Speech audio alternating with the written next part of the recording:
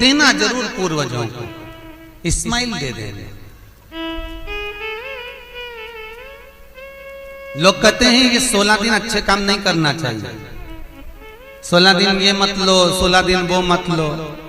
कौन सी पुराण में लिखा है? एक बार मुझे वो पुराण जरूर बताना कि 16 दिन ये सामान मत खरीदना, 16 दिन ये चीज मत लेना। क्योंकि शिव महापुराण में और शास्त्रों में वर्णन आता है कि 16 दिन श्राद्ध के हैं, ये पूर्वजों के हैं। आप पूर्वजों का नाम लेकर अपने पितरों का स्मरण कर कर तुम्हारी मर्जी पड़े वो खरीदो, तुम्हारी मर्जी पड़े वो लाओ, और सबसे पहले उन पूर्वजों को सम्मान पूर्वक वो वस्तु समर्पित कर दो कि ये आपकी है, आपको संभालना है, आपने दी है, आपके द्वारा आई है। पूर्वज खुश होंगे। तुम्हें बढ़ता हुआ देखकर तो पितर खुद आशीर्वाद देते हैं। कौन माँ होगी जो अपने बच्चे को बद्दुआ देगी? कौन पिता होगा जो अपने बच्चों को बद्दुआ देगा? अगर माता पिता अपने बेटे को गाली भी देते हैं, बद्दुआ भी देते हैं, तो बाद में रोते हैं, आंख में से आंसू निकलती है। एक माँ अपने बेटे को चिल्ला देती है तो बाद में रोती है। अगर माँ अपने बच्चों पर हाथ उठा देती है तो बाद में रोती है। तो क्या मरने के बाद पितर तुमको बद्दुआ देंगे? नहीं, पितर आशीर्वाद देते, बस इतना जरूर कहते हैं कि मैं छोड़ कर गया था रे, मैं तुझे देकर गया था रे, मुझे भूल क्यों गया? तू थोड़ा देता क्यों नहीं है? मेरे को अन्न का भाग देता क्यों नहीं है? बस वो याद करते हैं, वो आपसे मांगने की, क्योंकि आप उसके पुत्र हो, आप उसकी संतान हो, आप उसके वंश के हो, आपसे ललकता है उसको,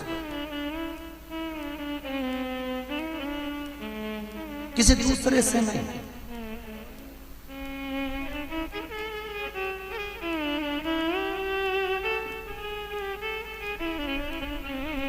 प्रेम दीजिए।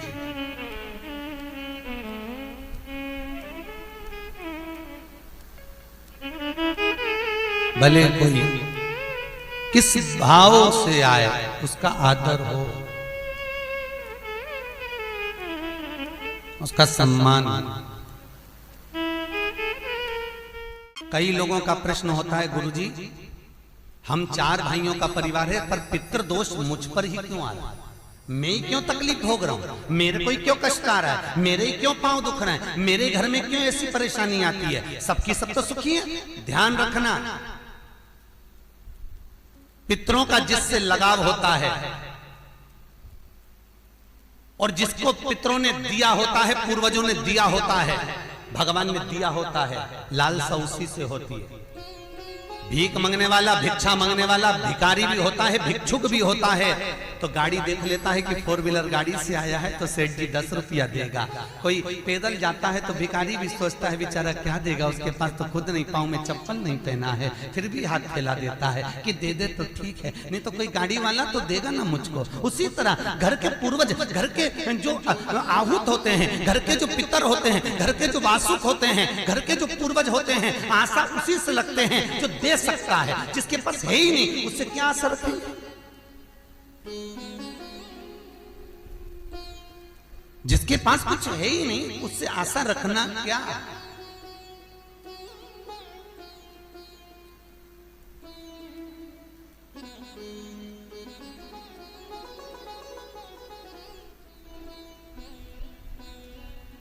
कई लोग कहते हैं गुरुजी हमारे पास देने के लिए कुछ भी नहीं, हम हमारे पूर्वजों को क्या? मत दो ना, इस्माइल तो दे सकते हो।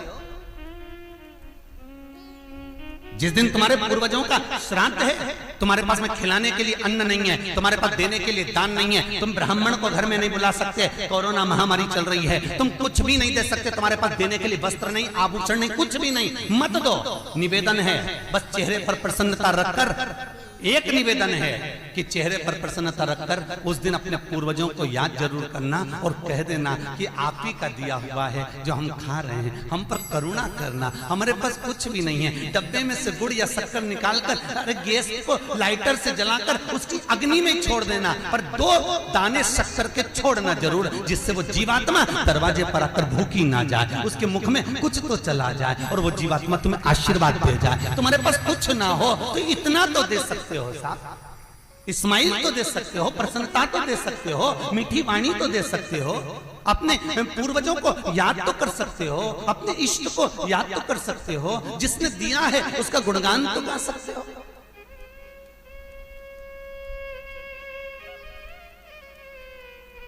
एक नई नवेली दुल्हन को पति ने एक नई नथनी लाके दे दी। कबीरदास जी लिखते हैं, नथनी दी यार ने तो दिया बखान। यार ने केवल एक नथनी लाकर दी है, पति ने केवल एक नथनी लाकर दी है, सोने की बड़ी सुंदर, सबको दिखा रही है, घूंघटे में उघाड़ उघाड़ कर दिखा रही है, मेरे पति ने दी है। झुमका बार बार दिखा रही है, मेरे पति ने दी है, मेरे पति ने दी है। एक नथनी मात्र 2000, 5000, 10,000, 20,000, 25,000, 50,000, 1 लाख, 2 लाख की नथनी पति देता है तो सारे जगत को दिखा देते हो। वो परमात्मा देता है तो किसको क्यों नहीं बोलते कि उसने दिया है, उस पूर्वजों ने दिया है। वो छोड़ कर गए थे तो हम खा रहे हैं, अगर वो छोड़कर नहीं जाते तो रोड पर मिल जाते। लोग कहते हैं हमारी माँ ने हमको क्या दिया, हमारे पिता ने हमको क्या दिया, सब उसको देकर चले गए। भले वो किसी को दे जाएं पर आशीर्वाद लिए बगैर मत जाने देना। भले वो कितना भी पक्षपात करें, भले वो कितनी भी बेईमानी करें, भले वो कितना भी कपट करें, वो सारी जायदाद उठाकर किसी को भी दे दें, पर उन माता पिता का सम्मान जरूर करना, क्योंकि वो मरते मरते आशीर्वाद जरूर दे जाएंगे कि मैंने तुझे कुछ नहीं दिया, ले मैं तुझे आशीर्वाद देता हूँ, और तुम्हें आशीर्वाद मिल गया तो तुम निहाल हो गए। वर चाहिए, आशीर्वाद चाहिए, धन दौलत नहीं। श्राद्ध पक्ष की कथा कहती है, ये श्राद्ध पक्ष का जो वर्णन गरुड़ पुराण में कहा गया कि जीवात्मा सबसे पहले जाती है तो घर पर जाती है, जैसे जट्ठा और मट्ठा की कथा।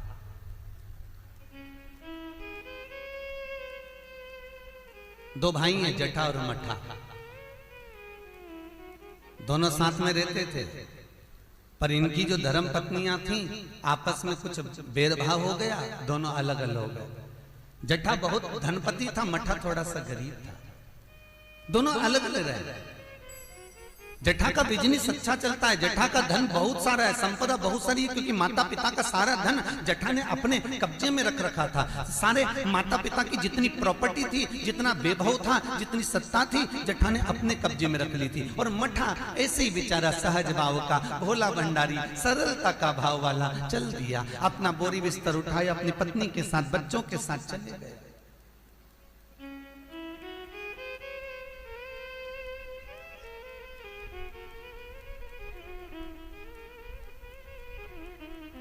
सोलह दिन श्राद्ध किया गया। एक दिन जट्ठा की पत्नी बोली, सुनो, इतना सारा गाड़ी बंगला जमीन जायदाद ढेर सारी है, 200 एकड़ जमीन, 200 बीघा जमीन है, 4 ट्रैक्टर हैं, गाड़ी बंगला ढेर सारा है, खूब वैभव बना हुआ है, पर अपन अपने घर में सेठ बनकर रहते हैं, पर दुनिया को क्या मालूम कि अपने पास कितनी दौलत है, कितनी जायदाद है, अपने परिवार वालों को, रिश्तेदारों को, किसको क्या मालूम कि अपने पास में कितनी सत्ता, अपन कितने राशि ठाठ में रहते हैं। तो पति बोला क्या करना है, पत्नी बोली एक काम करो, तुम्हारे जो पिताजी मर गए थे उनका श्राद्ध आ रहा है,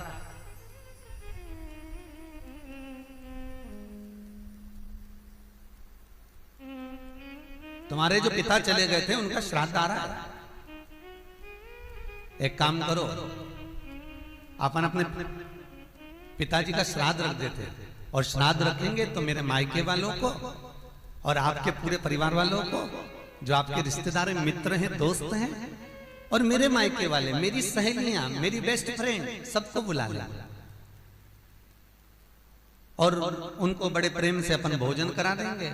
इतने में जट्ठा बोला कि भोजन बना तो खिला तो देंगे, पर भोजन बनाएगा कौन, इतना सारा फैला हो जाएगा, उठाएगा कौन। इतने में तुरंत जट्ठा की पत्नी बोली, वो देवर और देवरानी क्या करेंगे,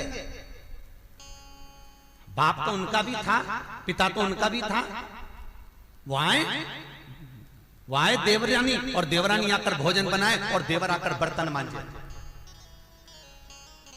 चलो निमंत्रण सबको देने जा रहे हैं तो उनके घर भी चल जाए। आवाज लगाई, मट्ठा, अरे ओ मट्ठा। मट्ठा ने दरवाजा खोला, छोटा सा झोपड़ा, गोबर से लिपा हुआ घर। मट्ठा हाथ जोड़कर बोला, बड़ा भाई आया है, बैठो भैया, हम बैठने नहीं आए तेरे घर में, कल पिताजी का श्राद्ध है, तेरे को बर्तन मांजने आना है, दुल्हन को भोजन बनाने आना है। श्राद्ध पक्ष में हमने ब्राह्मणी ढूंढी थी, बामनी भोजन बनाने वाली मिल नहीं रही है, सब लगी हुई है इधर उधर। देवरानी को ले आना। भाभी हम आ तो जाएंगे, पर निवेदन इतना सा है कि पिताजी का श्राद्ध है, तो मन कर रहा है कि हम थोड़ी सी धूप छोड़ दें, इसके बाद आ जाएंगे। इतने में तुरंत भाभी बोली, सुन रे मठा, आना हो तो सुबह जल्दी आना, क्योंकि रखे हुए बर्तन कौन मांजेगा, भोजन कौन बनाएगा। इतनी देरी से आना है तो केवल क्या खाने आ रहे हो? आने की जरूरत नहीं है, तुम दोनों की जरूरत नहीं है मेरे को, मत आना तुम। छोड़ दिया। जेठा गया, अपने ससुराल वालों को बुला लिया, मायके वालों को बुला लिया, सबको बुलाया। पितृलोक से जिसकी तिथि होती है, पितरों के भगवान जिनका नाम है आर्यमा स्वामी, कौवे पर बैठकर जिसकी तिथि होती है, उस तिथि के जीव को कौवे पर बिठाकर आर्यमा स्वामी लेकर आते हैं, और जिसकी यहाँ श्राद्ध होती है उसकी छत पर कौवा छोड़ते छोड़ते जाते हैं। इसलिए हिंदू धर्म में श्राद्ध में कौवे का बड़ा महत्व होता है, क्योंकि पितरों के देवता आर्यमा स्वामी कौवे पर बैठते हैं, और उसी कौवे पर हमारे घर के जीवों को लेकर आते हैं। और सबसे पहले वो जीव कहां जाता है श्राद्ध पक्ष में? बहुत ध्यान से सुनना गरुड़ पुराण का ये चरित्र। सबसे पहले वो जीव कहां जाता है? जो घर का सबसे पुराना घर होता है, जहां पर घर का बड़ा बेटा रहता हो, जहां पर घर का पुराना मकान हो, पुराना घर हो, वहां वो जीव जाता है। 3 वृक्ष पितरों के तुल्य हैं। पहला पीपल, दूसरा बट वृक्ष, तीसरा बेलपत्र का वृक्ष। बेलपत्र का वृक्ष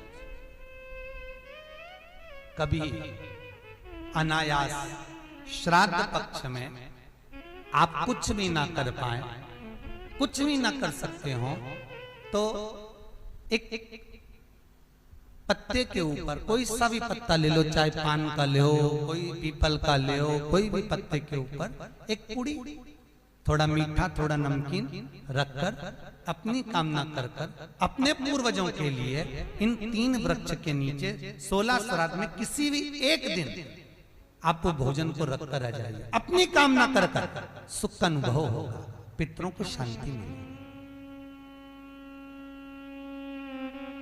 एक जट्ठा और मट्ठा की कथा हमने पहले कही है, वो भी हमारे पेज पे डली हुई है, आप उस पे से निकाल कर सुनना।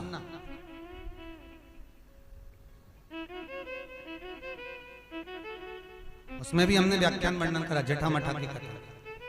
3 वृक्ष पितरों के तुल्य हैं, 3 पक्षी पितरों के तुल्य हैं, कौवा, हंस और गरुड़।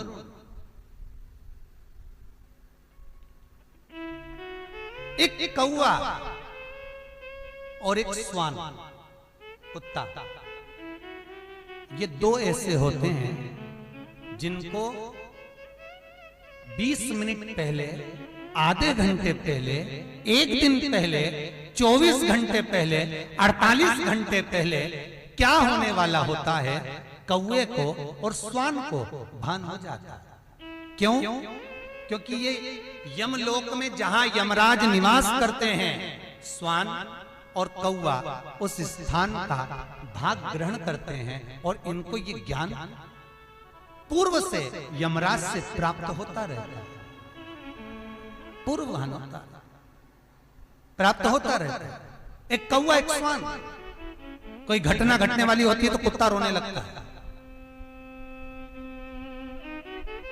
कोई घटना घटने वाली होती है तो कौवा आकर बैठ जाता है, कोई आ रहा है तो कौवा आएगा, कोई भाव सूचक है तो कौवा आकर बैठेगा। दरवाजे पर कैसे, उसका भी भान है, अटारी पर कौवा कहां बैठा है, दरवाजे पर कौवा कहां बैठा है, किस स्थान पर कौवा विराजमान है, उसका भी भाव हमारे शास्त्र में वर्णन है। 3 पक्षी, 3 वृक्ष पितरों के तुल्य हैं। पक्षियों में कौवा, हंस और गरुड़, ये पितरों के तुल्य हैं। जो अधोगति में मर जाते हैं, जिनको पिंड नहीं मिलता, तर्पण नहीं होता, ब्राह्मण का भोज नहीं मिल पाता, जो मर जाते हैं, जिनका अंतिम संस्कार तक नहीं होता, जिनकी गति बिगड़ जाती है, ऐसे जीव कौवे के अंश में प्रकट होते हैं। जो पूर्ण फल लेकर जाते हैं, पितृलोक में जगह नहीं होती, बैकुंठ में जगह नहीं होती, कहीं अगर जगह नहीं है देवलोक में, तो इनको कौवे के अंश में, गरुड़ के अंश में या हंस के अंश में डाल दिया जाता है। महाराज फिर अगला वर्णन किया, 3 पशु, कुत्ता, गाय और हाथी, ये पितरों के तुल्य होते। शिव महापुराण की कथा कहती है, अगर श्राद्ध पक्ष में गया नहीं जा सकते, तो गाय के मुख में गयासुर ने वर दिया था कि गाय के मुख में अगर कोई गया नहीं आ पाएगा, तो गयासुर 16 दिन गाय के मुख में निवास करेगा। और गाय के मुख में श्राद्ध के समय पर अगर कोई रोटी देगा, श्राद्ध के समय पर जो भाग देगा, उसको गया जी में पिंड करने का पुण्य फल प्राप्त होगा। ये गयासुर का वर गौ माता के लिए था। तो गाय के मुख में 16 दिन तक गया क्षेत्र का पिंड का भाग प्राप्त होगा। कुत्ता, गाय और हाथी। स्वान को रोटी क्यों देते हैं? क्योंकि स्वान पितरों को अपना भाग प्रदान कर देता। स्वान रखता नहीं है, चुका देता। फिर 3 जलचर हैं महाराज, जो पितरों के तुल्य हैं, मछली, कछुआ और नाग। पिंड जो बनाया जाता है वो पानी में दिया जाता है। मछली जिसको पाती है वो पितरों को प्राप्त होता है। कछुआ श्रावण के इस 16 श्राद्ध के अंतर्गत कछुआ यदि आपके दिए हुए भाग को पा लेता है, तो वो जीव उसी समय पर तर जाए। और महाराज नाग, वो भी पितरों के तुल्य माना। इन 3 पितरों के क्रम का वर्णन किया गया है। भगवान शिव ओगड़दानी बट का वृक्ष के रूप में ब्रह्मा को बना देते हैं और शंकर बटकेश्वर महादेव के रूप में विराजमान हो जाते हैं। ऐसा सुंदर प्रसंग शिव महापुराण में वर्णन